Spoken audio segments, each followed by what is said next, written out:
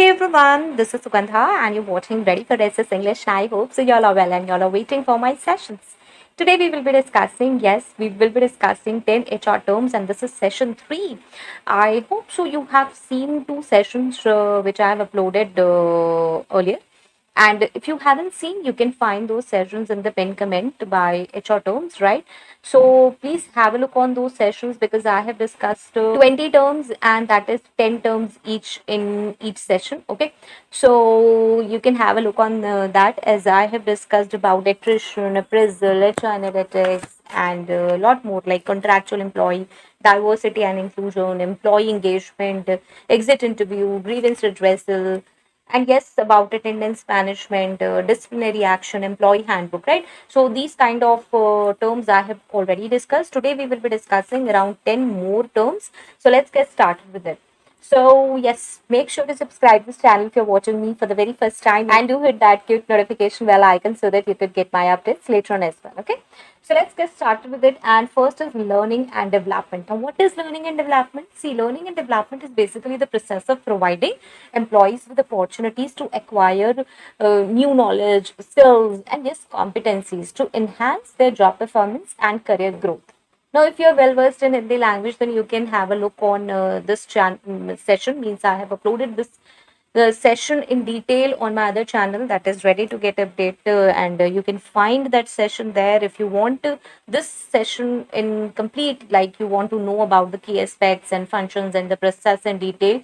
Over here you can ask me, right? So what are the key aspects of learning and development? Now in this first is training, then we focus on development, and after that performance improvement, then talent retention, succession planning, adapting to change, organizational culture, and yes, personal development. All these aspects are covered in learning and development. And this has been done with a structured process, and a structured process where we are doing the needs assessment. That what kind of training is required, then what is the how we need to design program, like that is program design, then is how it will be delivered, then what is the criteria for evaluation, and then yes, obviously feedback and iteration, right? So this is learning and development. Next we move on to the confidentiality agreement. Now this is also known as the non-disclosure agreement. It is basically a legal contract between an employer and an employee that obligates the employee to keep sensitive company information confidential. Yes, if you have certain information that is sensitive, you need to keep it to yourself. You can't disclose it to other people, to any outsider, external, and you need to act as per the contract, like where you can disclose what are the circumstances. Fine. It aims to protect what? It aims to basically protect the organization's proprietary information and trade secrets. Now, you can understand that if there are some trade secrets in one organization and you would be moving to another organization, or you're not moving to any other organization, you are in the same organization, and what you're doing is you're passing the trade secrets to other organization, like you are telling about how production process take place, how we do marketing, what are the customers, what are the clients demand, how we negotiate with them. Like there can be several things, there can be multiple things regarding the organization's working.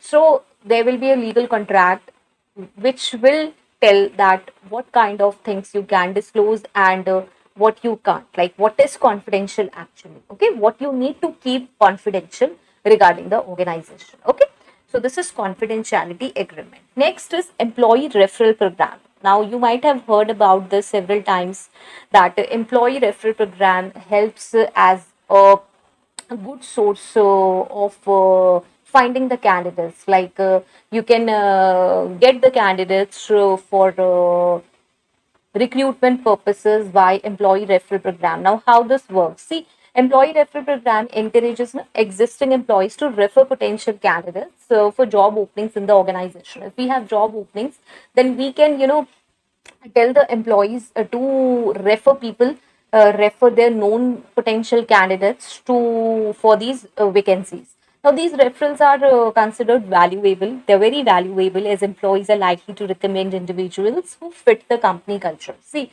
if an employee is working in our organization, that employee is aware of the company culture, like if someone known of that employee is there, like any relative, sibling, friend, neighbor, anyone is there, and he knows the interest, passion of that person and the company culture, what kind of culture is there in the company, will he or she be able to fit in this company or not, then only that person, that employee will refer that other one. Okay, so this is we can get filtered candidates with this employee referral program, and this is a proper program where we need to appreciate the employee for this. We can provide certain incentives or we can provide certain rewards for this. So this is a program. You need to make a proper process for this to implement this. Okay.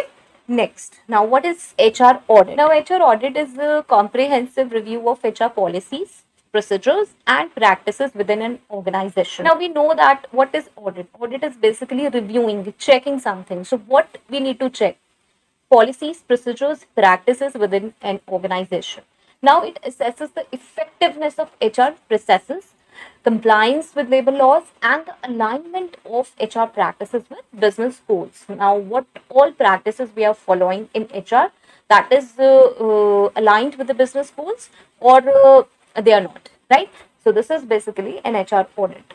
Now, next is salary slip. Now, as the name suggests, it's a document provided to employees that details the salary components, deductions, and net pay for a specific pay period. It outlines the details of the employee's earnings, deductions, taxes, and yes, any other relevant financial information related to their compensation. So we can say that it is a transparent record of an employee's compensation and helps in understanding how the total salary is calculated and distributed. Okay.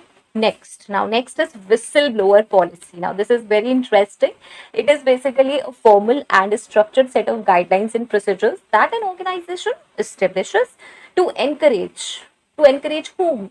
Employees, stakeholders, or individuals associated with the organization to report unethical, illegal, or improper activities. Yes, you have a proper procedures and guidelines which will help you to report such kind of things like unethical, illegal, improper activities. Now, this policy aims to create a safe and confidential environment for reporting concerns without fear of retaliation. Yes, because we are not able to report because we have fear of noting, or we have fear of even our jobs, that our jobs will not be there, and we will be terminated or something like that. Now, this policy contains confidential reporting procedure and protection from retaliation, or you can say investigation process is there, reporting scope is there, support mechanism is there. Then there is a procedure for false reporting as well. If you are doing a false reporting, then what are the guidelines? So it helps in promoting ethical behavior, preventing wrongdoing, and ensuring compliance with laws and regulations. Okay. Now, what is 360-degree feedback? Now, as you can see the name 360-degree feedback, this is like a multi-rater feedback or 360-degree appraisal. It is a performance evaluation process that gathers feedback from variety of sources about an individual's job performance, competencies, and behaviors. Unlike traditional performance appraisals, which involves the feedback from only from a supervisor, or you can say 360-degree only from a supervisor, manager. Now, 360-degree feedback involves input from multiple perspectives, like including peers, subordinates, managers, and even self-assessment. Okay, so this is like I have done a separate session, like I have a proper playlist regarding performance appraisal. Now, all these things are part of performance appraisal. I have 4 sessions. I have done 4 sessions on my other channel, ready to get updated. If you're well versed in Hindi language, then you can have a look from there. And if you wanted this session complete, these series, this complete detail on the performance appraisal over here, then yes, you can ask me in the comment section. Now, I have one request. Yes, I have a humble request that please do write comments, do share your feedback regarding these sessions in the comment section, because this is the only motivation which I get from these sessions. Like if these sessions are helpful, then yes, it motivates me to do such sessions more. Okay, so please do write feedback, and yes, you can tell what all sessions you require, because on this English channel I'm not getting comments. I'm really sorry, but I'm not getting these comments. And if you're watching these sessions on the my Hindi channel, like I upload this session on that channel as well. So if you're watching there, please, I have a humble request to subscribe my this channel, Ready for SS English, because sometimes I feel that I should discontinue these sessions. Like I should not post sessions in English. Fine. So this is just a simple, or you can say a humble request. So next is HR metrics. Now, what is HR metrics? Now, again, I have done a complete session on this HR metrics on my other channel, so you can have a look. I would be explaining here. Now, see, HR metrics. Metrics is something what? Metrics is basically a quantifiable measurements. We are talking about anything which can be measured, which can be measured properly. And why we are measuring it? We need to assess or analyze various aspects of organizations, human resource functions.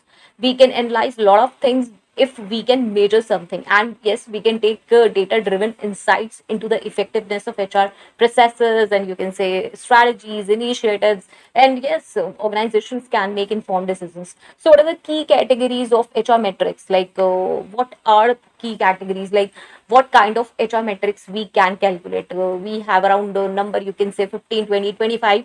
But yes, I would be naming few. That is, we can have turnover rate, we can have time to fill, cost per hire, source of hire, quality of hire, and retention rate we can calculate, promotion rate we can calculate, right? And fine. So even performance, you can say performance appraisal rate we can calculate. So there are number of metrics we can calculate, we can measure, and yes, we can take data driven decisions. Now, next is absconding. What is absconding? Now, absconding refers to the act of an employee leaving their job or workplace without giving prior notice of obtaining permission from their employer. Okay, so it involves, you can say, sudden and unauthorized departure of an employee from their employment, often without completing formal resignation procedures or fulfilling notice periods as required by their employment contractor company policies. Basically, leaving job without giving prior notice, or you can say obtaining permission. They have left suddenly, or they have that thing in mind that they will abscond one day, and they did it suddenly. Okay, so this is absconding. If you need a proper session on absconding, then yes, we can do it over here. Next is background verification. Now, what is background verification? See, background verification, or you can say background check, or pre-employment screening, is the process used by employers to verify the accuracy of information provided by job applicants and to assess their suitability for a particular position within the organization. Now, yes, job applicants provide certain details, certain information about their qualification, educational qualification, professional qualification, and their experience, right? So we need to confirm all this. So this is basically a check, pre-employment screening. The goal, you can say, the goal behind the background verification is to ensure that candidates have the necessary qualifications, experience, and yes, personal history to confirm the job effectively and responsibly. Okay, and there are, yes, key components. There are various aspects like educational verification, we do employment history, and even criminal history check is there, reference checks, credit history check, drug testing, identify verification, address verification, yes, social media screening as well nowadays, and professional licenses. Okay, so this is background verification. So with this these are 10 terms, and if you need any other term, please do let me know in the comment section, and if it's helpful, please do let me know, right? So until next video, all the very best. Stay happy, stay safe. Thanks for watching. Bye bye.